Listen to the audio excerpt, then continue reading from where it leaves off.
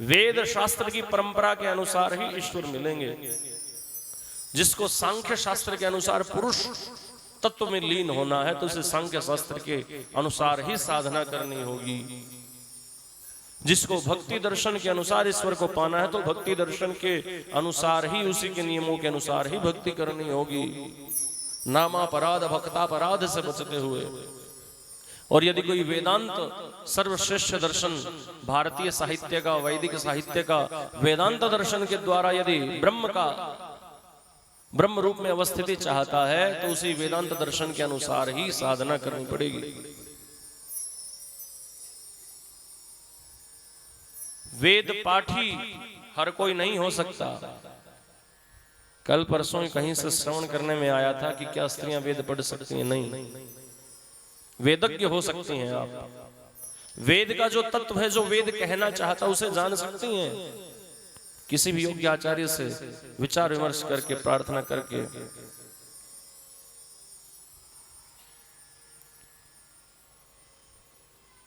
लेकिन वेद पाठी नहीं हो सकते। मैंगो शेक पीना है तो बना हुआ कोई भी पी सकता है, सबके लिए उपलब्ध है। लेकिन हर किसी को आम उगा करके, उसको तैयार करके और वो बनाने की पूरी प्रक्रिया का अधिकार नहीं है। पका हुआ फल पास ला करके अपने पास हर कोई तैयार करके ग्रहण कर सकता है।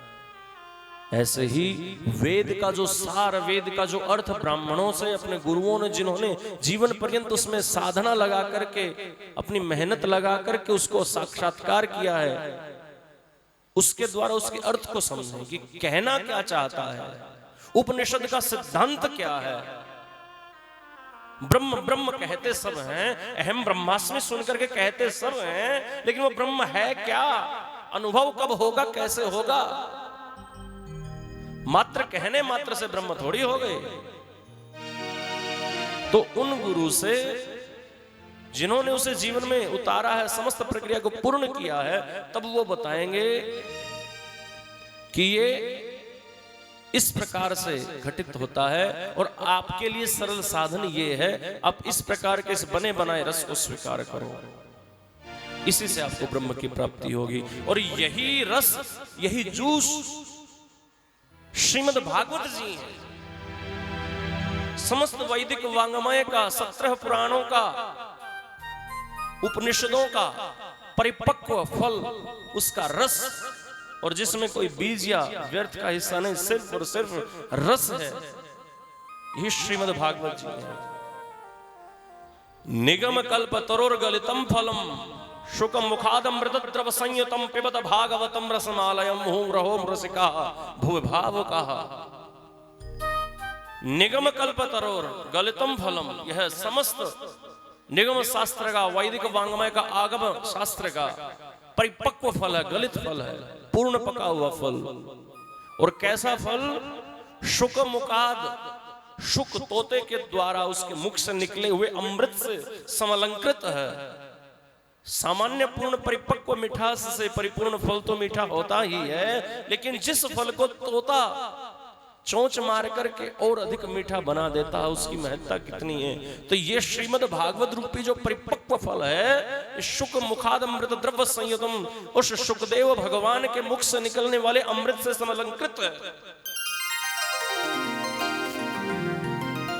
पिबत भागवतम रसमालयम, इस श्रीमद् भागवत रूपी रस को पिबत, पी लीजिए, पिबत पी लीजिए, पीते रहिए, पीते रहिए।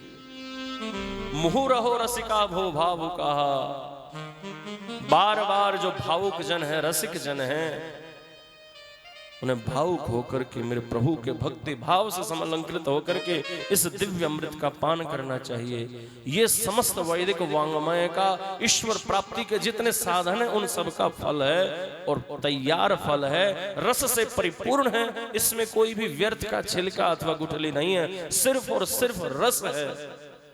इसीलिए पूर्ण समादर के साथ इसका आश्रय लें। मात्र एक श्लोक आपके उद्धार के लिए पर्याप्त है। प्रेम से बोलिए जय श्री राधे। मात्र भजन गा करके, चुटकुले सुना करके 3 घंटे पास करने से श्रीमद् भागवत जी का जो रस है, जो तत्व इसका जो रहस्य है, वो भक्तों को प्राप्त नहीं होता, जो आजकल बहुतायत में प्रचलित हो गया है।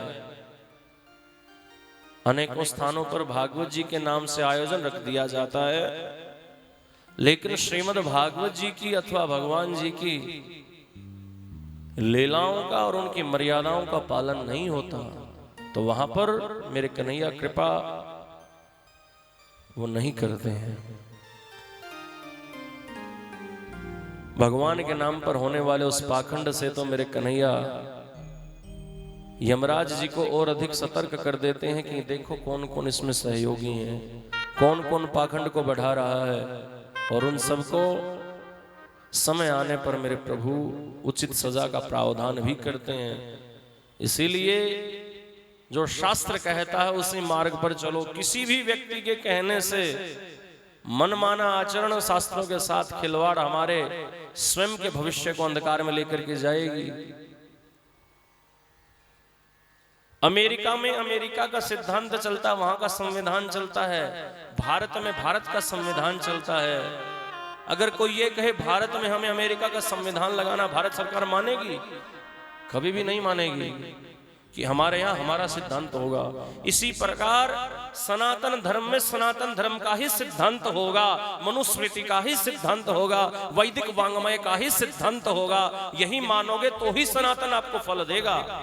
अगर यहाँ पर आप ये कहोगे भारत का संविधान अथवा किसी और देश का संविधान या किसी और धर्म मत संप्रदाय का संविधान हम हिंदू धर्म में लगाएंगे, तो आपको कुछ नहीं मिलेगा, आप खाली ही रह जाएंगे।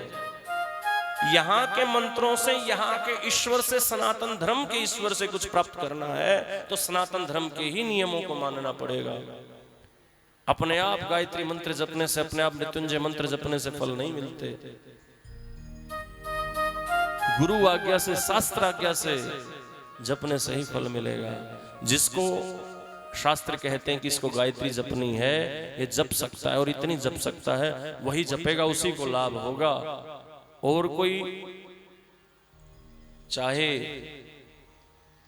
आर्य समाजी धारा के अनुसार या गायत्री परिवार धारा के अनुसार या किसी अन्य व्यक्ति की कही धारा के अनुसार अपने आप जनेऊ पहन करके अपने आप गायत्री जपने लगेंगे, ब्राह्मणों से बचने के मार्ग ढूंढेंगे, तो हमारा कल्याण नहीं है। हमारा कल्याण सिर्फ और सिर्फ शास्त्र और शास्त्र के अनुसार जो मर्यादा है वही कर सकती हैं। चाहे कोई कितना भी बड़ा व्यक्ति हो, शास्त्र को जो नहीं मान करके मन माना आचरण करेगा, समय आने पर उसे उसका फल भोगना पड़ेगा। तो इसलिए शास्त्र के अनुसार चलें। हमारे शास्त्रों में कभी कोई परिवर्तन नहीं हुआ था, नहीं हुआ है, नहीं होगा और नहीं हम स्वीकार करेंगे। चाहे इस विषय पर आदरणीय रामभद्राचार्य जी कुछ कहें या उनके शिष्य कहें या किसी और के शिष्य कहें, हमारे शास्त्र मूल रूप में जैसे थे वैसे ही हैं, वैसे ही रहेंगे। क्योंकि पुराण वही है जो पुराना होते हुए भी हमेशा नया है, जिसमें कभी परिवर्तन नहीं होता। सनातन वही है जो सबसे पहले था, आज भी है, आगे भी होगा, कभी परिवर्तित नहीं होगा। वही शास्त्र है, वही सनातन है। इसको किसी सरकार को खुश करने के लिए, किसी तंत्र को खुश करने के लिए, समुदाय को खुश करने के लिए बदला नहीं जा सकता। वर्णाश्रम धर्म ही एकमात्र साधन है ईश्वर प्राप्ति का। इसी के द्वारा ही हम पूर्ण इस तत्व को देख सकते हैं। इसलिए अपनाना पड़ेगा। जब विश्व को अपना कल्याण चाहिए होगा तभी अपनाना पड़ेगा। जब तक नहीं अपनाएंगे तो अपनी गति अपनी भोगते रहेंगे। एकमात्र जीवन जीने का सही तरीके से ढंग, सिद्धांत सिर्फ और सिर्फ सनातन धर्म में है। सिर्फ और सिर्फ एक ही धर्म है, हिंदू धर्म है। और जितने भी मत, मजहब, संप्रदाय आदि हैं, उनकी इच्छाएं हैं, वो कुछ भी नाम रख ले, लेकिन धर्म शब्द उनको परिभाषित नहीं करता। धारणात धर्म, जिसने हमें धारण किया वो धर्म है। जिस धर्म को त्यागते ही हम नष्ट हो जाएंगे वो धर्म है। वो धर्म नहीं है जिसे हम धारण करें धर्म बन गया, नहीं। जिसने हमें धारण किया है जल को हम क्यों स्वीकार करते हैं? क्योंकि जल ग्रहण करते ही प्यास को मिटा देता है, तपत को मिटा देता है, इसीलिए जल का महत्व है।